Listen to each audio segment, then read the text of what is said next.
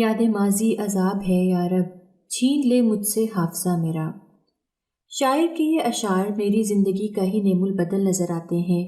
واقعہ ہی ماضی کے کسی عذاب سے کم نہ تھا۔ میں بچپن ہی سے توصیف سے نفرت کرتا تھا، کرتا بھی تو کیسے نہ کرتا۔ ہمیشہ اس نے میرے حق پر ڈاکہ ڈالا تھا، چاہے وہ پھر میری ماں کی محبت ہو یا پھر مال، سبھی وہ مجھ سے چھین لیتا تھا۔ کھاؤ نا بیٹا، میں نے تمہاری پسند کی بریانی بنائی ہے، تمہیں بہت پسند ہے نا؟ امی جان نے کہا۔ میرے تو جیسے تن بدن میں آگ ہی لگ گئی تھی۔ میں نے نفرت اور غصے کے ملے جلے جذبات کے ساتھ ملک توصیف کو دیکھا، لیکن ہمیشہ کی طرح کچھ نہیں بول سکا۔ بس کرو بیگم، اب بیٹے کو زیادہ کھلا کر بیمار ہی نہ کر دینا، ملک دلاور نے کہا۔ میں جب چھوٹا ہی تھا تو میرے والد صاحب ٹرین کے حادثے میں وفات پا گئے تھے۔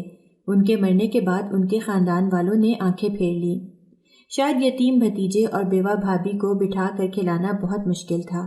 میری والدہ ایک خوددار عورت تھیں، وہ کسی پر بوجھ نہیں بننا چاہتی تھیں۔ وہ مجھے لے کر کرم پور آ گئیں۔ یہاں پر ہمارے ایک ماموں رہتے تھے۔ یہ ایک قصبہ تھا۔ یہاں کی چینی کی فیکٹری میں امی جان کام کرنے لگیں اور مجھے ساتھ ہی فیکٹری لے جاتی۔ فیکٹری میں وہ کام کرتی اور میں ان کے پاس بیٹھا رہتا۔ اس طرح انہوں نے اپنی زندگی میرے لیے وقف کر دی تھی۔ ملک دلاور اچھی شہرت رکھنے والا انسان تھا، جو کہ اس قصبے کے معزز لوگوں میں شمار کیا جاتا۔ وہ اچھے کھاتے پیتے گھرانے سے تعلق رکھتا تھا۔ یہ فیکٹری اسی کی ملکیت تھی۔ وہ اپنے مزدوروں کی بہت ہی عزت اور قدر کرتا، ہماری بھی بہت مدد کی۔ اس نے کچھ عرصے بعد والدہ کے لیے شادی کا پروپوزل بھیجا۔ میں صرف 2 سال کا تھا۔ پہلے تو امی نے انکار کر دیا، لیکن بعد میں پڑوس کی عورتوں نے سمجھایا بجھایا کہ ملک دلاور بہت اچھا انسان ہے، اور ویسے بھی اکیلی عورت کے لیے زندگی گزارنا بہت مشکل اور کٹھن ہوتا ہے۔ امی نے بہت سوچ بچار کے بعد ہاں کر دی۔ شاید وہ بھی جان چکی تھیں کہ اکیلے زندگی گزارنا بہت مشکل ہے۔ ملک دلاور ایک نفیس انسان تھا۔ ملک دلاور نے مجھے بیٹا بنا لیا اور واقعتاً مجھے باپ کا پیار دیا۔ وہ میرا بہت خیال رکھتا، میرے لیے مختلف کھلونے لے کر آتا۔ امی نے مجھے بتایا کہ یہ تمہارے بابا ہیں، اور میں بھی انہیں بابا ہی سمجھنے لگا تھا۔ بابا ہمیشہ مجھے اپنے کندھے پر بٹھاتے اور مجھے سیر کرواتے۔ کبھی کبھی وہ مجھے اپنے ساتھ آئس کریم کھلانے بھی لے جاتے تھے۔ میری تو زندگی میں جو کمی تھی انہوں نے پوری کر ہی دی تھی۔ پھر اچانک ایک دن مجھے بتایا گیا کہ مجھے اللہ نے ایک چھوٹا بھائی دیا ہے۔ پہلے پہل تو مجھے اس سے بہت پیار ہو گیا۔ میں اس کو اپنی گود میں اٹھاتا اور پیار کرتا، لیکن آہستہ آہستہ یہ خوشی ختم ہونے لگی۔ ملک توصیف سب کی آنکھ کا تارا بن چکا تھا۔ امی تو سارا دن اسے یا گود میں اٹھائے رکھتی، کبھی نہلاتی دھلاتی، کپڑے پہناتی، اور ساری توجہ اسی پر ان کی مرکوز تھی، جو مجھے دل ہی دل میں بہت پریشان کرتی تھی۔ بابا بھی تو واپس آ کر سب سے پہلے اسی کو پیار کرتے تھے۔ میری تو جیسے کسی کو کوئی پرواہ ہی نہیں تھی، لیکن میرا ذہن ان تمام باتوں کو سمجھنے سے قاصر تھا۔ ایک دن جب صحن میں اور میرا بھائی کھیل رہے تھے تو میں نے ہمیشہ کی طرح اس کا کھلونا توڑ دیا۔ اتنے میں وہ زور زور سے رونے لگا۔ اس کی آواز سن کر بابا آ گئے۔ اس نے بابا کو بتایا کہ بھائی نے میرا کھلونا توڑ دیا ہے۔ اس کے رونے کی شدت کو کم کرنے کے لیے بابا نے میرا کھلونا لے کر اسے دے دیا اور مجھے کہا کہ تم بڑے ہو، یہ اسے دے دو۔ میں خاموشی سے کھڑا دیکھتا ہی رہ گیا۔ صحن کی پچھلی طرف ہی سامنے 2 عورتیں کھڑی تھیں۔ ایک کام والی ماسی تھی اور دوسری مالی کی بیوی تھی۔ دیکھو تو کیسے زاویار سے کھلونا لے کر اپنے بیٹے کو دے دیا ہے، آخر سوتیلا باپ سوتیلا ہی ہوتا ہے۔ یہ الفاظ میں سن رہا تھا۔ یہ الفاظ میرے ذہن پر کسی چابک کی طرح پڑے تھے۔ میں نے کبھی اس معاملے میں سوچا تک نہیں تھا۔ میں تو ہمیشہ سے ہی انہیں بابا سمجھتا آیا تھا، مگر اب ان الفاظ نے میری نفرت کو ایک زاویہ دے دیا تھا۔ اب میں سوچنے لگا تھا کہ اچھا تو یہ بات ہے جس کی وجہ سے مجھے اگنور کیا جاتا ہے، یعنی میرا بھائی میرا سگا بھائی نہیں ہے، بابا بھی میرے سگے بابا نہیں ہیں۔ اب تو میرے دل میں میرے بھائی کے لیے شدید نفرت پیدا ہو گئی تھی۔ میں اکثر کھیلتے ہوئے اس کے کھلونے توڑ ڈالتا، اور جب کوئی مجھ سے پوچھتا تو میں صاف مکر جاتا۔ امی جان آپ کدھر ہیں؟ امی جان! اس نے چلا چلا کر پورے گھر کو سر پر اٹھا لیا تھا۔ میں ادھر ہوں توصیف بیٹا، کچن میں آ جاؤ۔ امی جان کچن سے بولی۔ وہ کچن کی طرف بڑھنے لگا۔ اتنے میں امی جان کچن سے باہر آ گئی۔ جیسے ہی اس نے امی جان کو دیکھا ان کو اٹھا لیا۔ کیا ہو گیا ہے توصیف، کیا ہو گیا؟ بیٹا نہیں کرو، میں گر جاؤں گی۔ امی جان بہت بڑی خوشخبری ہے، وہ بولا۔ امی جان نے کہا مجھے نیچے چھوڑو اور آرام سے بتاؤ ہوا کیا ہے۔ امی جان نے دوبارہ پوچھا۔ یہ دیکھیں میرے ہاتھ میں کیا ہے۔ وہ ہاتھ میں اٹھایا ہوا کاغذ لہراتے ہوئے بول رہا تھا۔ کیا ہے بیٹا؟ امی جان بولی۔ یہ میرا اپوائنٹمنٹ لیٹر ہے، مجھے بہت اچھی نوکری مل گئی ہے، آپ کا بیٹا افسر بن گیا ہے، میں نے آپ کا خواب پورا کر دیا ہے، وہ فخر سے بتا رہا تھا۔ امی بہت خوش ہوئیں، انہوں نے اس کے ماتھے پر پیار کیا اور دعائیں دینے لگیں۔ جیتے رہو بیٹا، اللہ تمہیں اور کامیابی عطا فرمائے۔ میں یہ سب دیکھ کر دل ہی دل میں جل بھن گیا تھا۔ اتنے میں بابا جان بھی آ گئے، وہ بھی یہ سب دیکھ کر بڑے حیران تھے۔ کیا ہوا ہے؟ بابا نے پوچھا۔ مبارک ہو ملک صاحب، آپ کا بیٹا افسر بن گیا، امی جان نے خوشی سے بابا کو بتایا۔ وہ بھی جلدی سے بابا کے قریب آیا، بابا نے اسے جھٹ سے گلے لگا لیا۔ مبارک ہو بیٹا توصیف، تم نے میرا سر آج فخر سے بلند کر دیا ہے، میں بہت خوش ہوں، اللہ تمہیں اور کامیابیاں نصیب کرے۔ پھر وہ میری طرف بڑھا، میں نے ہاتھ ملایا اور اسے مبارکباد دی۔ السلام علیکم، آواز آئی۔ میں نے پیچھے مڑ کر دیکھا تو وہ پنک شلوار قمیض میں بہت غضب لگ رہی تھی۔ وعلیکم السلام، امی جان بولی۔ میں نے بھی وعلیکم السلام کہا۔ یہ میں نے حلوہ بنایا تھا، وہی دینے آئی ہوں۔ پلیٹ آگے بڑھاتے ہوئے وہ بول رہی تھی۔ آؤ بیٹا سائمہ، بہت اچھے وقت پر آئی ہو، بابا جان بولے۔ کیوں، خیریت ہے؟ کیا ہوا؟ سائمہ نے تجسس سے پوچھا۔ آج میرے بیٹے کو بہت اچھی نوکری مل گئی ہے، میرا بیٹا افسر بن گیا ہے۔ امی جان بہت خوش تھیں اور خوشی میں نہال بتا رہی تھیں۔ میرے بیٹے نے آج میرا خواب پورا کر دیا ہے، تم نے میرا سر فخر سے بلند کر دیا ہے، جیتے رہو بیٹا، ہزاروں سال جیو، اللہ تمہیں بہت ساری کامیابیاں عطا فرمائے۔ بابا خوشی کے مارے پھولے نہیں سما رہے تھے۔ سائمہ بھی ملک دلاور کی بہن کی بیٹی تھی جو ہمارے گھر سے 2 گلیاں چھوڑ کر ہی رہتی تھی۔ ان کا ہمارے گھر میں بہت آنا جانا تھا۔ اس کے بابا اچھی پوسٹ پر کام کر رہے تھے اور اچھے کھاتے پیتے لوگ تھے۔ سائمہ کا حال ہی میں BA کلیئر ہوا تھا اور آج کل وہ گھر پر ہی ہوتی تھی۔ وہ مجھے بہت اچھی لگتی تھی، جب وہ میرے سامنے آتی تو میرے دل کے شگوفے کھل اٹھتے۔ توصیف نے اس کے ہاتھ سے پلیٹ کھینچتے ہوئے کہا، یہ کیا لائی ہو؟ وہ میں نے اخروٹ کا حلوہ بنایا تھا، وہی دینے آئی تھی۔ سائمہ تھوڑا توصیف پہ بگڑتے ہوئے بولی، خوشی کا موقع ہے اور میٹھے کا بہت دل چاہ رہا تھا، اچھا ہوا تم یہ لے آئی، چلو اب ہم سب اسی سے منہ میٹھا کر لیتے ہیں، توصیف نے کہا۔ اس نے اس کے ہاتھ سے پلیٹ کھینچی اور تھوڑا سا حلوہ امی کے منہ میں ڈالا، اس کے بعد تھوڑا سا بابا کے منہ میں ڈالا۔ میرے منہ میں ڈالنے ہی والا تھا کہ میں نے ہاتھ پیچھے کر دیا اور خود پلیٹ میں سے حلوہ اٹھا لیا اور کھانے لگا۔ وہ ایسا دیکھ کر تھوڑا حیران ہوا مگر کچھ نہ بولا۔ اس نے خود بھی حلوہ کھایا اور کہنے لگا، واہ چڑیل، یہ تو بہت مزے کا ہے۔ ماموں جان اسے کہے مجھے چڑیل نہ بولے، ویسے اتنی بگ نیوز ہے، اس پر تو ہماری ٹریٹ بنتی ہے، کیوں زاویار بھائی؟ وہ میری طرف دیکھتے ہوئے کہنے لگی۔ نہ چاہتے ہوئے میں نے اس کی ہاں میں ہاں ملا دی۔ سائمہ بہت خوبصورت تھی، گوری رنگت، نازک سی، بالکل کانچ کی گڑیا کی طرح۔ جب وہ مجھے دیکھتی تو اس کی جھیل جیسی آنکھوں میں کھو ہی جاتا تھا، لیکن اس کا بھائی کہنا میرے دل پر تیر کی طرح لگتا، لیکن میں اسے کچھ بھی نہیں کہہ سکتا تھا۔ توصیف اور سائمہ کی اکثر جنگ ہی رہتی تھی۔ سائمہ نے FA BA میں فارسی رکھی تھی اور توصیف اسے ہمیشہ یہ کہہ کر چھیڑتا تھا کہ پڑھو فارسی، بیچو تیل، واہ ہری قدرت تیرے کھیل۔ اس پر سائمہ شدید چڑ جاتی۔ آج بھی ایسا ہی ہوا تھا۔ توصیف نے اس پر اپنی نوکری کا روب جمانا چاہا تو وہ سخت چڑی۔ ٹریٹ کی بات پر توصیف نے کالر جھاڑتے ہوئے کہا، ہاں ہاں چلو، غریب لوگوں کو ہم افسر لوگ ٹریٹ دے ہی دیں گے، جس پر سائمہ کو سخت غصہ آ گیا۔ اس نے غصے میں حلوے کی خالی پلیٹ اسے دے ماری جو اسے ہاتھ پر لگ گئی تھی۔ اگر مجھے پتا ہوتا کہ یہ جناب گھر ہیں تو میں کبھی بھی نہ آتی، سائمہ نے کہا۔ تو کیا اب میں تمہارے لیے اپنا گھر چھوڑ دوں؟ وہ غصے سے بولتے ہوئے اس سے بدلہ لینے کے لیے بھاگا تو سائمہ فوراً اٹھ کر میرے پیچھے آ کر چھپ گئی۔ زاویار بھائی، بچاؤ بچاؤ، وہ کہنے لگی، جس پر غصے سے میں نے توصیف کو دیکھا اور اسے روک دیا۔ وہ بھی پیچھے ہٹ گیا اور آرام سے صوفے پر جا کر بیٹھ گیا۔ سب ہنسنے لگے۔ بابا نے ایک چابی نکالی اور میرے بھائی کو دے دی۔ یہ لو بیٹا، بابا نے کہا۔ یہ کیا ہے بابا جان؟ وہ بولا۔ یہ گاڑی کی چابی ہے، یہ گاڑی آج سے تمہاری ہوئی، بابا جان بولے۔ نہیں بابا جان، یہ گاڑی تو آپ نے حال ہی میں خریدی ہے، میرے پاس گاڑی موجود ہے، مجھے نئی گاڑی کی ضرورت نہیں ہے، یہ آپ رکھیں، توصیف نے کہا۔ نہیں بیٹا، اب تمہیں بڑی گاڑی کی ضرورت ہوگی، اتنا بڑا آفیسر اگر چھوٹی گاڑی میں دفتر جائے گا تو کیا اچھا لگے گا؟ بابا پیار سے بول رہے تھے۔ نہیں بابا جان، مجھے کچھ عرصے میں آفس کی طرف سے گاڑی مل جائے گی، یہ آپ رکھیں، وہ بول رہا تھا۔ میرے تو دل میں جیسے آگ سی لگ گئی تھی۔ یہ اچھا طریقہ ہے، یہ نواب صاحب کوئی ایک چیز نہیں رکھ سکتے، ان کے لیے ہر بار کوئی نہ کوئی سرپرائز موجود ہوتا ہے، لیکن افسوس میں کچھ نہیں کہہ سکتا تھا۔ جب اس نے میٹرک پاس کیا تو بابا نے اسے موٹر سائیکل تحفے میں دی، اور جب وہ یونیورسٹی جانے لگا تو اسے مہران کار دلائی گئی۔ اور اب یا خدایا، یہ کب تک سلسلہ جاری رہے گا؟ میں دل ہی دل میں سوچ رہا تھا۔ توصیف کو بابا پکڑ کر باہر لے گئے۔ آ جاؤ بیٹا، میرے سامنے ایک دفعہ اپنی گاڑی میں بیٹھو، اللہ تمہیں اس جیسی ہزاروں عطا کرے۔ میں بھی چلتی ہوں ممانی، امی انتظار کر رہی ہوں گی۔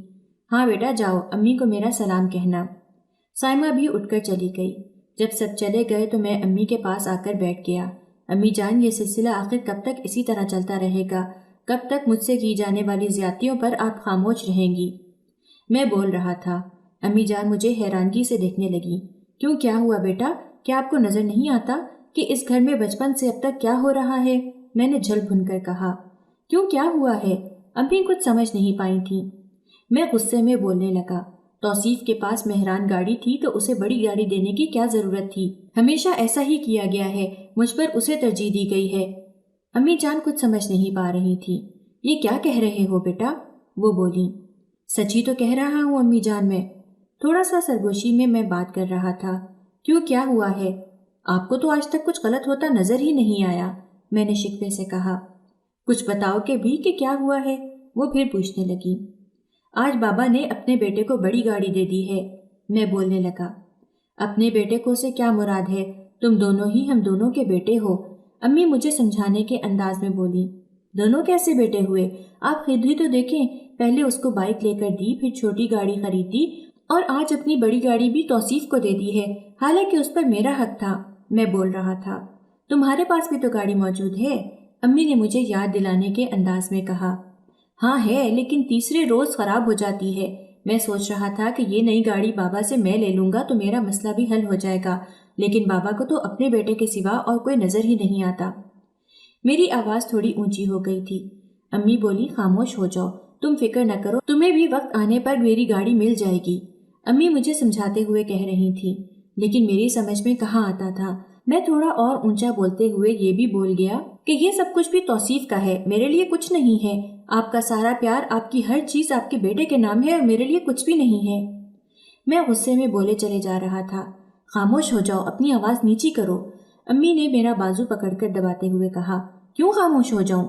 میں نے قدرے اونچی آواز میں جواب دیا۔ اس لیے کہ تمہاری یہ نفرت بھری گفتگو وہ فرشتہ صرف انسان سن نہ لے، کیونکہ اس سے اسے بہت تکلیف ہوگی۔ آج تک اس شخص نے کس چیز کی کمی تمہیں دی ہے؟ جو چیز اپنے بیٹے کے لیے پسند کی وہی تمہیں لا کر دی۔ امی روانی سے بول رہی تھی۔ کس طرح تمہارے خاندان والوں نے دھتکار کر ہمیں گھر سے نکال دیا تھا، نہ سر پر چھت تھی، نہ تن پر کپڑے۔ اس وقت اس انسان نے ہمیں نہ صرف چھت دی بلکہ اپنا نام دیا، ہمیں عزت دی، تمہیں محبت دی، باپ کی شفقت دی، کبھی تمہیں اپنا سوتیلا بیٹا نہیں سمجھا۔ آج تم اپنے ہی بھائی کے بارے میں یہ کیسی باتیں کر رہے ہو؟ وہ روتے ہوئے بول رہی تھی۔ میں خاموش ہو گیا اور غصے سے باہر نکل گیا۔ فون چنگھاڑے مار رہا تھا۔ میں گاہکوں کو کپڑے دکھاتے ہوئے کہیں رکھ کر بھول گیا۔ اب آواز متواتر آ رہی تھی لیکن موبائل نظر نہیں آ رہا تھا۔ میں نے ڈھونڈتے ہوئے جب کپڑے اٹھائے تو نیچے سے موبائل نکلا، نمبر گھر کا تھا۔ السلام علیکم، دوسری طرف سے آواز آئی۔ وعلیکم السلام۔ امی جان خیریت ہے؟ آپ نے فون کیا؟ جی بیٹا سب خیریت ہے، تم فوراً گھر آ جاؤ۔ امی کچھ پریشان انداز میں بول رہی تھیں۔ میں پریشان ہو گیا۔ میں نے فوراً دکان میں موجود لڑکے کو بلوایا۔ میں تھوڑی دیر گھر جا رہا ہوں، تم سب سنبھال لینا، میں نے لڑکے کو انسٹرکشنز دیتے ہوئے کہا۔ جب میں نے پڑھائی چھوڑی تو کچھ عرصے بعد بابا نے مجھ سے پوچھا کہ تم کیا کرنا چاہتے ہو، کیا کوئی بزنس وغیرہ ذہن میں ہے؟ میں نے موقع جان کر فوراً کپڑے کے بزنس کی ڈیمانڈ کر دی۔ کچھ عرصے میں ہی انہوں نے مجھے ایک گاڑی خرید کر دے دی جو کاروبار میں بھی میری مدد کر سکے۔ گھر پہنچا تو امی جان کے کمرے میں داخل ہوا۔ امی جان ٹیک لگائے تکیے کے ساتھ بیٹھی تھی۔ میں نے کہا، امی جان خیریت ہے؟ آپ کی طبیعت تو ٹھیک ہے؟ آپ نے مجھے اتنی جلدی میں کیوں بلوایا؟ میں روانی سے بول رہا تھا۔ کچھ نہیں بیٹا، میں ٹھیک ہوں، تم پرسکون ہو جاؤ۔ انہوں نے مجھے پاس پڑی کرسی پر بٹھا لیا۔ آپ کی طبیعت مجھے ٹھیک نہیں لگ رہی، کیا ہوا ہے؟ انہیں ہلکا ہلکا بخار تھا۔ صوفے پر بابا بھی بیٹھے تھے، وہ بھی کچھ ڈسٹرب لگ رہے تھے۔ بیٹا میری بات غور سے سنو، میں چاہتی ہوں کہ میں جیتے جی اپنے دونوں بیٹوں کے سروں پر صحرا سجا دیکھ لوں۔ امی تھوڑی غمگین ہو کر بولی۔ میں حیران تھا، کیا ہوا امی جان آپ کو؟ آج کیسی باتیں کر رہی ہیں؟ میں فکر مند ہو گیا تھا۔ کرسی سے اٹھ کر امی کے پاؤں کے پاس آ کر بیٹھا۔ کمرے میں ٹیبل پر مٹھائی کا ٹکڑا بھی پڑا ہوا تھا۔ میں سب دیکھ کر تھوڑا حیران ہوا۔ بیٹا میری طبیعت خراب تھی چند دنوں سے، تو میں نے چند ٹیسٹ کروائے تھے، ان کی رپورٹس آج آ گئی ہیں اور وہ ٹھیک نہیں ہیں، امی بتا رہی تھی۔ کیوں، کیا ہوا؟ کیا آیا ہے رپورٹس میں؟ میں تھوڑا پریشان ہو کر بولا۔ رپورٹس میں آیا ہے کہ مجھے کینسر ہے۔ یہ سن کر تو جیسے میرے رونگٹے ہی کھڑے ہو گئے۔ کیا؟ بمشکل میرے منہ سے نکلا تھا۔ امی بھی رو رہی تھیں اور انہیں دیکھ کر میں بھی رونا شروع ہو گیا۔ بابا اٹھ کر آئے اور میرے کندھے پر ہاتھ رکھا۔ پریشان نہ ہو بیٹا، اب کینسر کا علاج ہے، ہم انشاءاللہ جہاں تک ہو سکا علاج کروائیں گے اور تمہاری امی بالکل ٹھیک ہو جائیں گی۔ مجھے روتا دیکھ کر وہ مجھے تسلیاں دے رہے تھے۔ میں بہت پریشان ہو گیا کیونکہ میری زندگی میں امی کے سوا اور کوئی نہیں تھا اور وہ میرے لیے بہت قیمتی تھی۔ امی بھی رو رہی تھی، روتے ہوئے میری طرف متوجہ ہوئیں۔ بیٹا میری آخری خواہش پوری کر دو، میں چاہتی ہوں کہ تم دونوں بھائیوں کے گھر بس جائیں۔ یہ میری ماں کی آخری خواہش تھی، سو میں نے بھی ہاں کر دی، اور میں جانتا تھا کہ سائمہ کے علاوہ امی کی اور کوئی چوائس نہیں ہو سکتی۔ میرا بھائی میرے لیے اہم نہیں تھا، اس لیے میں اس کے کسی معاملے میں بھی نہیں بولتا تھا، اور مجھے یہ ضرورت بھی محسوس نہیں ہوئی کہ یہ پوچھوں کہ اس کی شادی کس سے اور کہاں ہو رہی ہے۔ مجھے اپنے بچوں سے یہی امید تھی کہ وہ میرے فیصلوں پر انگلی نہیں اٹھنے دیں گے۔ یہ لو بیٹا، ابھی منہ میٹھا کرو۔ ابو ایک گلاب جامن اٹھا لائے۔ میں نے تھوڑا سا کھایا اور تھوڑا امی کے منہ میں ڈال دیا۔ میں دل میں بہت خوش تھا۔ کیا تم یہ نہیں پوچھو گے کہ تمہاری شادی کس سے ہو رہی ہے؟ امی نے کہا۔ جو بھی فیصلہ آپ کا ہوگا مجھے منظور ہوگا، میں نے امی کو تسلی دیتے ہوئے کہا۔ میں امی کے کینسر کی خبر سن کر اندر سے ٹوٹ چکا تھا۔ اس اتوار کو میں نے نکاح کا کہا ہے، امی نے مجھے بتایا، اور نکاح ہمارے ہی گھر میں ہوگا۔ وہ مجھے اپنا اگلا لائحہ عمل بتا رہی تھیں اور میں ان کی صحت کے لیے فکر مند تھا۔ تم بھائی کا بھی نہیں پوچھو گے کہ اس کی شادی کس سے ہو رہی ہے؟ امی نے کہا۔ چونکہ مجھے اس میں کوئی انٹرسٹ نہیں تھا اس لیے میں نے اس کے بارے میں کچھ نہیں پوچھا اور کمرے سے باہر نکل گیا۔ میں دل ہی دل میں بہت خوش تھا کہ سائمہ بن مانگے ہی میری زندگی میں آ جائے گی، اس لیے مجھے کسی اور چیز کا دھیان ہی نہیں رہا۔ ایک دن چھوڑ کر اتوار تھا، سب مہمان آ چکے تھے جب میں شیروانی پہن کر صحن میں پہنچا۔ گھر کو بہت خوبصورتی سے سجایا گیا تھا، ہر طرف پھول ہی پھول تھے اور باہر کے ماحول کی طرح میرے دل کا ماحول بھی بہت خوشگوار تھا۔ جتنے پھول باہر سجے تھے اس سے دگنے میرے اندر کھل رہے تھے۔ امی مجھے دیکھ کر اسٹیج سے نیچے آ گئیں اور مجھے پکڑ کر اسٹیج پر لے گئیں۔ ماشاءاللہ میرا بیٹا بہت پیارا لگ رہا ہے۔ انہوں نے میرے ماتھے کا بوسہ لیا اور مجھے میرے بھائی کے ساتھ بٹھا دیا۔ صحن میں کچھ کرسیوں کی ارینجمنٹ کی گئی تھی جس پر لوگ بیٹھے ہوئے تھے۔ میری نظریں اسے ڈھونڈ رہی تھیں۔ اس کی امی اور بہن اسے پکڑ کر اسٹیج کی جانب لے کر آ رہی تھیں۔ میں اسے دیکھ کر دیکھتا ہی رہ گیا۔ وہ سرخ رنگ کے سوٹ میں بہت ہی خوبصورت لگ رہی تھی۔ اس کا چہرہ دمک رہا تھا، ایسا لگتا تھا کہ چاند کا سارا نور اس پر آ گیا ہے۔ وہ ایک پری لگ رہی تھی۔ میری نظر اس پر سے ہٹ ہی نہیں رہی تھی کہ آج میں نے جو چاہا اسے پانے جا رہا تھا۔ لیکن یہ کیا؟ وہ اسٹیج کے قریب پہنچی تو امی نے ہاتھ بڑھا کر اسے اسٹیج پر چڑھایا۔ میں نے اس کے بیٹھنے کے لیے تھوڑی سی جگہ خالی کی، لیکن اگلے ہی پل میں حیران رہ گیا جب امی جان نے اسے میرے بھائی کے ساتھ بٹھا دیا۔ میں بہت پریشان ہو گیا۔ یہ کیا ہو گیا ہے؟ ایک غم نے مجھے گھیر لیا۔ میری زبان، میرا جسم مجھے بہت بھاری لگ رہی تھی۔ ایسے لگ رہا تھا جیسے آج میری دنیا ہی اجڑ گئی ہے۔ چند لمحے بعد میں اپنے اوپر قابو نہ رکھ سکا اور اٹھ کر اندر چلا آیا۔ مجھے اندر جاتا دیکھ کر کچھ دیر بعد امی وہاں آ گئی۔ بیٹا تم اندر کیوں آ گئے؟ تمہاری طبیعت تو ٹھیک ہے نا؟ زاویار تم سے تو زیادہ بدنصیب کون ہوگا؟ آج تو تمہارے بھائی نے ہی تمہاری محبت پر قبضہ کر لیا ہے۔ پہلے ماں، پھر باپ، اور پھر آج میری محبت، سبھی کو تو اس نے اپنی ملکیت بنا لیا تھا۔ جو بھی میری زندگی میں تھا وہ آخر ہمیشہ ہی اس کا ہو جاتا ہے۔ ایسا کیوں ہے؟ میں خود سے سوال کر رہا تھا جب امی کے یہ الفاظ میرے کانوں میں پڑے۔ وہ پھر کہہ رہی تھیں، کیا ہوا بیٹا، تمہاری طبیعت تو ٹھیک ہے نا؟ تم اسٹیج سے کیوں اٹھ کر آ گئے ہو؟ امی میرے پیچھے میرے کمرے تک آ گئی تھی اور پریشانی سے بولی، آپ نے مجھے یہ کیوں نہیں بتایا کہ سائمہ کو آپ میری نہیں بلکہ میرے بھائی کی دلہن بنا رہی ہیں؟ میں نے غصے سے کہا۔ امی مجھے حیرانگی سے دیکھ رہی تھیں۔ بچپن سے آج تک اس نے میری ہر چیز پر قبضہ کیا۔ بچپن میں میرے کھلونے پر قبضہ کر لیتا تھا، جب باپ کا پیار ملا تو اس پر بھی اس نے اپنی حکومت جما لی۔ میری ماں کے پیار کو مجھ سے چھین لیا۔ میری ہر چیز آخر میں اس کی ہی ملکیت کیوں بن جاتی ہے؟ اور آج میری محبت سائمہ کو بھی آپ نے اسے ہی دے دیا۔ میرے ساتھ ہی اتنی ناانصافی کیوں ہوتی ہے امی جان؟ آخر میں روتے چلاتے ہوئے کہہ رہا تھا۔ اب تک کی تمام محرومیاں آج میں نے امی جان کے سامنے گن ڈالی تھیں۔ ایک ایک کر کے تمام محرومیاں انگلیوں میں گنوائی تو امی تو حیران ہی رہ گئی اور مجھے حیرانگی سے دیکھے جا رہی تھی۔ آخر میرے بھائی میں ایسا کیا ہے جو مجھ میں نہیں ہے، جو قدرت ہمیشہ اس پر مہربان ہوتی ہے؟ میرا کیا قصور ہے؟ میں نے کیا گناہ کیا ہے کہ ہر دفعہ مجھے ہی ناکامی کا منہ دیکھنا پڑتا ہے؟ اس پر امی نے ایک زوردار تھپڑ مجھے دے مارا اور روتے ہوئے بولی، ناشکرے انسان، تجھے کیا نہیں ملا؟ تجھے اس شخص نے کیا نہیں دیا؟ تجھے باپ کا پیار ملا، ملک دلاور نے تجھے کبھی اپنے باپ کی کمی محسوس نہیں ہونے دی، تجھ پر شفقت کا ہاتھ رکھا، اپنا بیٹا بنایا، اور آج تو یہ شکایتیں کر رہا ہے؟ اتنی نفرت، اتنی کدورت لے کر بیٹھا ہے احسان فراموش، تجھے اپنے باپ کی کوئی نیکی یاد نہیں رہی؟ ملک دلاور نے تجھے فرش سے اٹھا کر عرش پر پہنچا دیا ہے اور تو کہہ رہا ہے کہ انہوں نے تجھ سے سب کچھ چھین لیا۔ توصیف نے ہمیشہ تجھے اپنا سگا بھائی مانا ہے اور تو کہہ رہا ہے کہ اس نے تجھ سے سب کچھ چھین لیا۔ امی رو رہی تھی۔ جب تیرے اپنوں نے تجھے چھوڑ دیا اور در در کی ٹھوکریں کھانے کے لیے گھر سے نکال دیا تو اس غیر شخص نے تجھے سہارا دیا، تجھے باپ کی کمی محسوس نہیں ہونے دی۔ احسان فراموش آج شکوہ کرتا ہے، گھر کاروبار کیا نہیں دیا اس شخص نے تجھے؟ امی چلاتے ہوئے بول رہی تھی اور میں ساکت کھڑا امی کو روتا دیکھ رہا تھا۔ امی کو روتا دیکھ کر میرا دل بھی پگھل گیا۔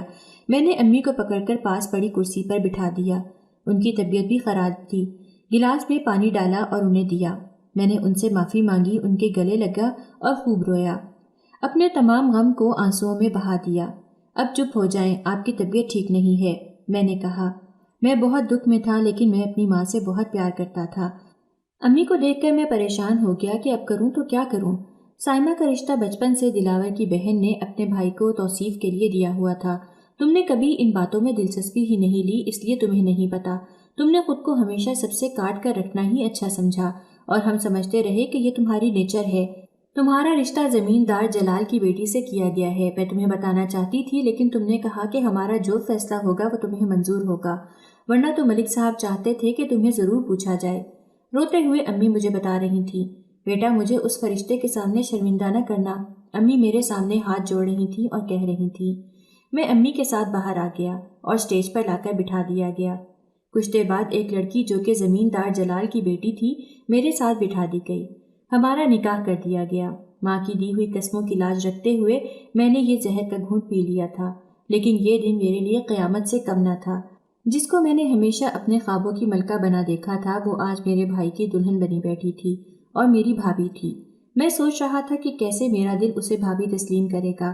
میں نے ہمیشہ اسے اپنی دلہن کے روپ میں دیکھا تھا، اس کی جگہ آج کسی اور نے لے لی تھی۔ میں اندر سے ٹوٹ چکا تھا، میرا دل خون کے آنسو رو رہا تھا۔ میں نکاح کے بعد اندر چلا گیا۔ شام میں سب لوگ اپنے گھروں کو واپس چلے گئے۔ میں اپنے کمرے میں بھی نہیں جا سکتا تھا۔ میں دوسرے کمرے میں چلا گیا اور اپنے غم کی آگ کو بچانے کی کوشش کرنے لگا۔ میں شراب پیے جا رہا تھا اور نشے میں دھت کہہ رہا تھا، میرے بھائی میں تمہیں نہیں چھوڑوں گا، تم نے میرا سب کچھ چھین لیا ہے، میں اتنا بے بس ہوں کہ میں کچھ نہیں کر سکا، تم نے مجھ سے میری ماں چھین لی، میری محبت تھی وہ بھی چھین لی، آخر ایسا کیوں ہوتا ہے؟ ہر دفعہ تم ہی مجھ سے کیوں جیت جاتے ہو؟ ہر وہ چیز جو مجھے پسند ہے وہ تمہارے حصے میں ہی کیوں آتی ہے؟ زندگی میں کیا صرف کامیابی تمہارے ہی نام ہے؟ نہیں، میں ایسا نہیں ہونے دوں گا اور نہ ہی میں یہ برداشت کر سکتا ہوں۔ ماں کا پیار، باپ کا پیار وہ بھی تمہیں ملا، بڑے ہوئے تو اچھی نوکری تمہارے حصے میں آئی، بینک بیلنس، گاڑی، سب تمہارے ہی حصے میں آیا اور میں ہمیشہ ان سب کے لیے ترستا رہا۔ آج تم نے میری محبت، میری سائمہ کو بھی مجھ سے چھین لیا۔ واہ ری قسمت! تمہارے حصے میں امی کا پیار، بابا کا پیار اور میرے لیے صرف حسرت، تمہارے حصے میں بہترین نوکری، میرے حصے میں چاکری، تمہارے حصے میں خوبصورت بیوی اور میرے حصے میں یہ کالی کسان کی بیٹی۔ میں روتے ہوئے کہہ رہا تھا اور نشے میں جھول رہا تھا۔ میری محبت آج میری بھابھی بن چکی تھی۔ میں تو یہ بھی نہ جان سکا کہ کوئی کمرے میں آیا تھا یا نہیں، لیکن ہلکا سا دروازہ بند ہونے کی آواز پر میں ضرور چونکا، لیکن میں نے اس کو زیادہ نوٹ نہیں کیا۔ جب میں اپنے کمرے میں آیا تو کیا دیکھتا ہوں کہ میرا کمرہ پھولوں سے سجا ہوا تھا۔ پھولوں کی سیج پر کوئی بیٹھا گھونگھٹ ڈالے میرا انتظار کر رہا تھا، لیکن میری آنکھوں میں تو کوئی اور ہی تصویر تھی۔ میں نے اسے نظر بھر کر بھی نہیں دیکھا۔ میں اندر گیا اور دروازہ بند کر لیا۔ بیڈ پر بیٹھنے والا تھا کہ خود پر کنٹرول نہ کر سکا اور نیچے زمین پر گر گیا۔ اس نے مجھے پکڑ کر اٹھایا اور بیڈ پر بٹھا دیا۔ آپ ٹھیک تو ہیں نا؟ بیڈ پر بیٹھتے ہی مجھے کچھ ہوش نہیں کہ کیا ہوا۔ صبح جب میری آنکھ کھلی تو میں بیڈ پر موجود تھا۔ میرا سر بہت بھاری ہو رہا تھا۔ میں نے خود کو بیڈ پر پایا۔ کمرہ پھولوں سے سجا ہوا تھا۔ کوئی واش روم سے نکلا تو میں سیدھا ہو کر بیٹھ گیا۔ دیکھا تو سامنے نرگس تھی۔ وہ عام سی صورت والی گندمی رنگت والی لڑکی تھی۔ اسے میں نے اس سے پہلے کبھی نہیں دیکھا تھا۔ آپ جاگ گئے؟ اس نے کہا۔ ہاں، میں نے کہا اور اٹھ کر جوتے پہننے لگا، منہ دھو کر چینج کیا اور باہر نکلنے لگا۔ وہ میری منتظر لگ رہی تھی کہ میں کوئی بات کروں، لیکن میرا دل نہیں چاہ رہا تھا، سو میں کمرے سے باہر نکل گیا۔ جب نیچے پہنچا تو سب ناشتے کی ٹیبل پر بیٹھے ہوئے تھے۔ سائمہ بھی بیٹھی ہوئی تھی۔ آؤ بیٹا، امی نے کہا۔ نہیں، مجھے بھوک نہیں ہے، میں نے جلدی جانا ہے۔ آؤ بیٹھو تو صحیح، امی بولی۔ میں کرسی کھسکا کر اس پر بیٹھ گیا۔ چائے تو پیتے جاؤ، امی جان نے مجھے کہا، جس پر سائمہ نے میرے آگے چائے رکھ دی۔ بھابھی کہاں ہے بھائی؟ میری بھابھی پوچھ رہی تھی۔ وہ اندر ہے، میں نے مختصر جواب دیا۔ میرے بھائی نے انڈا میرے آگے رکھا اور سامنے بریڈ کے پیس رکھے۔ میں نے انکار کر دیا۔ مجھے بھوک نہیں ہے، میں بس چائے ہی پیوں گا۔ کہاں جا رہے ہو؟ امی جان نے مجھ سے پوچھا۔ کہیں نہیں امی جی، میں اپنے دوستوں کے ساتھ تھوڑی دیر باہر جا رہا ہوں۔ میں جلدی سے اٹھا اور باہر چلا گیا۔ مجھ سے یہ سب برداشت نہیں ہو رہا تھا۔ اب میں اکثر شام کو لیٹ ہی گھر واپس آتا۔ اس رات جب گھر واپس آیا، کمرے میں گیا تو وہ صوفے پر بیٹھی ہوئی تھی۔ میں کوئی بات کیے بغیر کپڑے چینج کرنے واش روم چلا گیا۔ کپڑے چینج کیے اور بیڈ پر آ کر لیٹ گیا اور آنکھیں بند کر لیں۔ وہ میرے پاس آ کر بیٹھی اور کہنے لگی، آپ کی طبیعت کیسی ہے؟ میں ٹھیک ہوں، میں نے آنکھیں بند کیے ہوئے ہی جواب دیا۔ اس نے اپنے نازک ہاتھ میرے سر پر رکھ دیے۔ میں سر دبا دیتی ہوں اگر درد ہے تو۔ میں نے اس کا ہاتھ پکڑا اور پیچھے کر دیا۔ نہیں، میں ٹھیک ہوں، میں نے کروٹ لیتے ہوئے کہا۔ یہی میرا معمول بن گیا تھا۔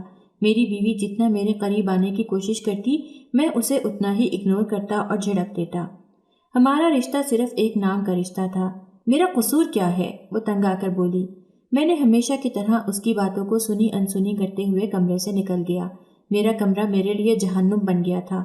باہر جا کر پھر بھی کچھ سکون مل جاتا تھا، لیکن گھر میں تو میں جیسے انگاروں پر لوٹتا رہتا تھا۔ میں اکثر خیالوں میں کھویا رہتا تھا۔ آج جب میں نے اپنے بھائی اور بھابھی کو اتنا خوش دیکھا تو میرا دل جل بھن گیا۔ وہ اپنی کمرے سے باہر آئے تو کہکہے لگا رہے تھے۔ میرا بھائی بھابھی کے ساتھ مذاق کر رہا تھا۔ میرا دل خون کے آنسو رونے لگا۔ جب میں اپنے بھائی بھابھی کی زندگی کو دیکھتا تو مجھے بہت جلن ہوتی، کیونکہ اس کی تنخواہ اور نوکری بہت اچھی تھی۔ اسے کم عمر اور خوبصورت بیوی ملی تھی، جبکہ میری شادی میرے پوچھے بغیر کسان کی بیٹی سے کر دی گئی تھی۔ میں اکثر حسرت سے اپنے بھائی کے نصیبوں پر رشک کرتا تھا۔ کتنی مکمل زندگی ہے اس کی، گھر، نوکری، خوبصورت بیوی، سب کچھ ہی تو اس کے پاس تھا، جبکہ میرے پاس کیا تھا؟ اچانک ایک دن خبر آئی کہ میرے بھائی کی گاڑی کا ایکسیڈنٹ ہو گیا ہے، وہ فوت ہو گیا ہے۔ میرے گھر پر تو جیسے قیامت ہی آ گئی تھی۔